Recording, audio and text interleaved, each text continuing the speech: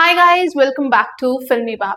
तुम्बाड़ के बाद सोहम शाह लेकर आए हैं crazy which is making much noise these days. कुछ टाइम पहले हमने फिल्मी बाप पे इस फिल्म का रिव्यू डाला था और अगर आपने अभी तक वो वीडियो नहीं देखा है तो वो जरूर देखना।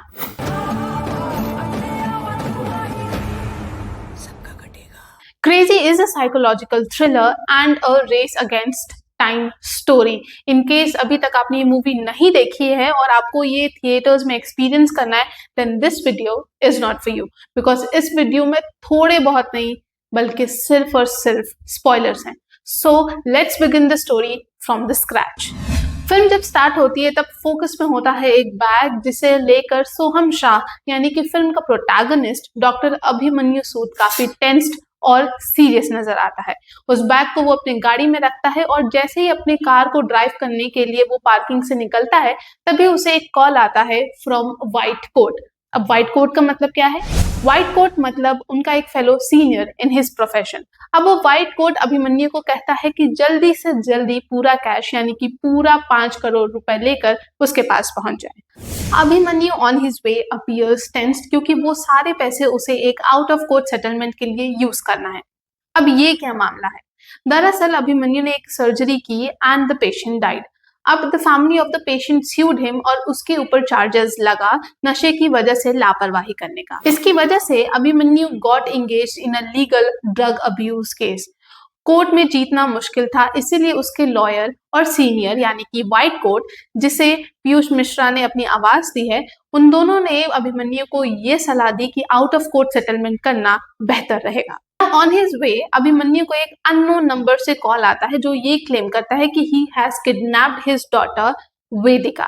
पहले तो अभिमन्यु को विश्वास नहीं होता है और उसे ये लगता है कि ये कोई प्रैंक कॉल है क्योंकि उस दिन होता है 1 अप्रैल यानी कि फूल्स डे। किडनैपर ने वेदिका के किडनैपिंग के साथ साथ रैंसम मनी के बारे में भी बताया और उसे चाहिए थे exactly 5 crore which was exactly the same amount that was kept in अभिमन्यु's car। पहले तो अभिमन्यु इन सारी बातों को सीरियस नहीं लेता, पर जब किडनैपर का दूसरी बार कॉल आता है तब वो थोड़ा इस बात को सीरियस लेने लगता है।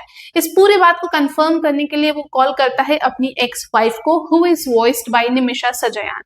लेकिन उसकी एक्स वाइफ उसे तो कुछ नहीं बताती बट उल्टा उससे लड़ने लग जाती है। इन दोनों की बातचीत से ये पता चलता है कि वेदिका को डाउन सिंड्रोम है और अभिमन्यु शुरू से उसे हेट करता था। अभिमन्यु वेदिका को और कुछ नहीं बल्कि एक इमोशनल और फाइनेंशियल लाइबिलिटी समझता था और हमेशा अपनी एक्स वाइफ को ये कंप्लेन करता कि he always wanted a daughter to be as smart and intelligent as him. And all these factors led to Abhimanyu and his ex-wife's divorce। अब अभिमन्यु किडनैपिंग कॉल और रैंसम अमाउंट के बारे में अपनी लवर को बताता है who is voiced by Shilpa Shukla, जो उससे ये कहती है कि हो सकता है ये किडनैपिंग का प्लान डेड पेशेंट की फैमिली ने किया हो क्योंकि रैंसम अमाउंट और ड्रग अब्यूज सेटल करने के लिए जो अमाउंट है वो एग्जैक्टली सेम है। उसकी लवर उससे ये भी कहती है कि अगर वेदिका को बचाना ही है तो उसकी माँ बचाए, तुम क्यों उसे बचाओगे? They are your past. एक बार के लिए तो अभिमन्यु भी उसकी बातों में आ जाता है और इसीलिए वो किडनैपर द्वारा भेजी गई लोकेशन को भी डिलीट कर देता है। जब इनकी बात खत्म होती है तब अभिमन्यु की एक्स वाइफ उसे दोबारा कॉल करती है और रोने लग जाती है क्योंकि वेदिका स्कूल में नहीं होती और उसे अब लगने लगता है कि अभिमन्यु किडनैपिंग के बारे में सच बोल रहा था। लेकिन इस बार अभिमन्यु मानने को तैयार नहीं होता है और उल्टा अपनी एक्स वाइफ पे ये आरोप लगाता है कि हो सकता है उसी ने ये सब कुछ प्लान किया हो ताकि उसे परेशान किया जा सके। और तो और अभिमन्यु अपने एक्स वाइफ को भी ये बोलता है कि हो सकता है कि उसी ने उसका फोन चुराया हो, जिसकी रिपोर्ट अभिमन्यु ने कुछ दिन पहले पुलिस स्टेशन में दर्ज कराई थी। मीनवाइल अभिमन्यु को किडनैपर का कॉल आता है और वो उसे जल्दी से जल्दी लोकेशन पर पहुंचने के लिए करता है, लेकिन अभिमन्यु उससे बार बार ये रिक्वेस्ट करता है कि उसकी कम से कम एक बार वेदिका से बात करा दी जाए, पर किडनैपर ये बोलता है कि उसने वेदिका को बेहोशी का इंजेक्शन लगाया है, एग्जैक्टली वही इंजेक्शन जिसकी वजह से वो पेशेंट मर गया था। किडनैपर से बात करते हुए अभिमन्यु को लगता है कि उसने कहीं ना कहीं तो उसकी आवाज सुनी है। इन द मीन टाइम वो किडनैपर को ये भी कन्विंस करता है कि वेदिका को जाने दे, लेकिन किडनैपर तब तक फोन काट देता है। रास्ते में ही stops at a shop for a cigarette और सिगरेट पीते पीते वो अपने फोन में वेदिका के फोटोज और वीडियोस को देख रहा होता है। स्क्रॉल करते करते उसके स्क्रीन पर एक ऐसी पिक्चर आती है जिसमें वेदिका अपने एक टीचर के साथ होती है जिसका नाम है प्रसाद। अब उस फोटो को देखने के बाद अभिमन्यु रियलाइजेस कि किडनैपर और कोई नहीं बल्कि वेदिका का टीचर है, who is voiced by Tinu Anand.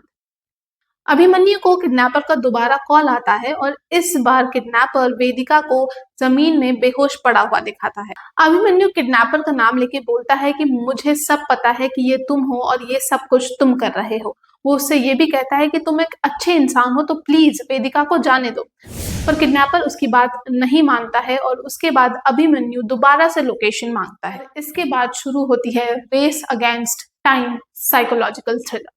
Location पर पहुंचने के लिए किडनैपर ने अभिमन्यु को सनसेट तक का टाइम दिया। इसका मतलब अभिमन्यु के हाथ में करीब करीब 50 मिनट होते हैं। अब वो जितनी जल्दी हो सके अपने कार को ड्राइव करता है और जल्द से जल्द लोकेशन पर पहुंचने की कोशिश करता है।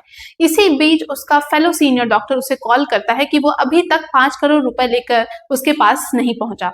उस कॉल पर अभिमन्यु ये डिसाइड करता है कि वो 5 करोड़ रुपए अपनी बेटी को बचाने के लिए यूज करेगा। ये सब कुछ सुनकर उसका सीनियर बहुत गुस्सा हो जाता है और दोनों की फोन पर लड़ाई हो जाती है। मीनवाइल अभिमन्यु को उसकी लवर भी कॉल करती है and expresses disappointment in him. क्यों? वो इस वजह से नाराज थी कि अभिमन्यु वो पैसे अपने लिए नहीं बल्कि अपनी बेटी को बचाने के लिए यूज कर रहा होता है। वो उसे 2 ऑप्शंस देती है, या तो वो उसे चुने या तो अपनी बेटी को। अभिमन्यु के पास कोई जवाब नहीं होता और इसीलिए वो शांत हो जाता है। इसकी वजह से उसकी लवर उसे ब्रेकअप कर देती है। अब इन दोनों के ब्रेकअप के बावजूद अभिमन्यु हसल कर रहा होता है लोकेशन पर सनसेट से पहले पहुंचने की। अब जहां ये सब कुछ हो रहा होता है उसी बीच अभिमन्यु को उसके हॉस्पिटल से एक कॉल आता है। एक पेशेंट को अर्जेंटली सर्जरी की जरूरत होती है और उस टाइम हॉस्पिटल में कोई भी और डॉक्टर अवेलेबल नहीं होता है। अभिमन्यु भी नर्स को बताता है कि वो सर्जरी के लिए नहीं आ सकता और इस काम के लिए वो फोन करता है अपने जूनियर को। वो जूनियर डॉक्टर इस सर्जरी को लेकर कॉन्फिडेंट नहीं होता, इसीलिए अभिमन्यु उससे प्रॉमिस करता है कि पूरे सर्जरी के टाइम ऑपरेशन थिएटर में वो उससे वीडियो कॉल पर असिस्ट करता रहेगा। अब लोकेशन पर पहुंचने के लिए 20 मिनट बाकी होते हैं कि तभी अभिमन्यु के कार का टायर पंक्चर हो जाता है। अब यहाँ पर शुरू होता है एक बहुत ही इंटरेस्टिंग सीक्वेंस, जहां एक तरफ वो कार का टायर बदल रहे होते हैं, दूसरी तरफ वो अपने जूनियर को ऑपरेशन थिएटर में असिस्ट कर रहे होते हैं। इसी बीच उसे किडनैपर का भी कॉल आता है। किडनैपर अभिमन्यु को ये बोलता है कि उसकी बेटी अजीबोगरीब हरकतें कर रही है और उसे कैसे कंट्रोल करना है वो उसे समझ में नहीं आ रहा।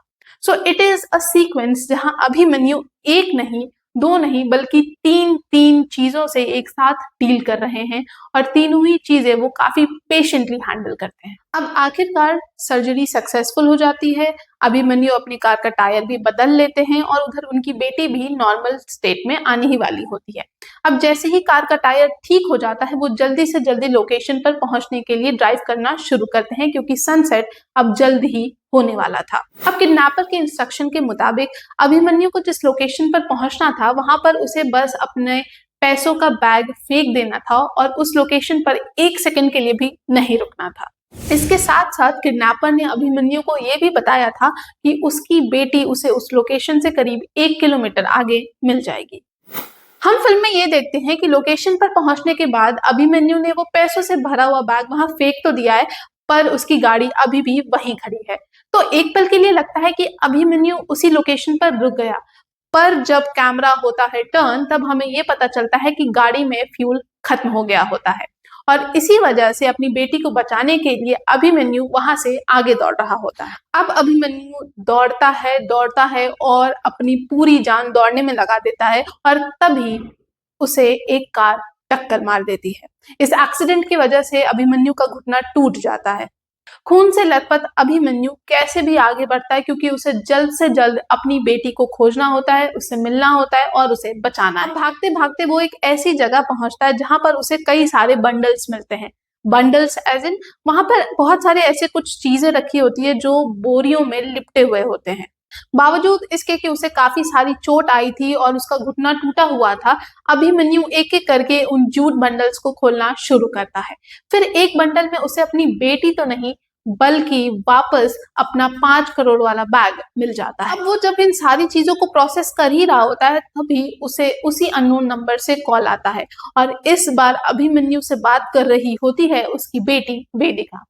वेदिका उसे बताती है कि ये पूरा किडनैपिंग का प्लान उसने बनाया और इसमें उसने शामिल किया अपने टीचर को। शी टेल्स हिम कि उसे पैसे नहीं बल्कि चाहिए तो सिर्फ और सिर्फ respect. She further says that she is not lesser than anyone. She is smart and intelligent, unlike what Abhimanyu thinks of her.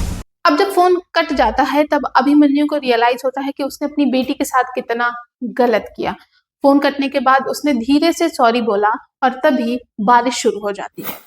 A few moments later, वेदिका एक छाता पकड़े उसके सामने खड़ी होती है।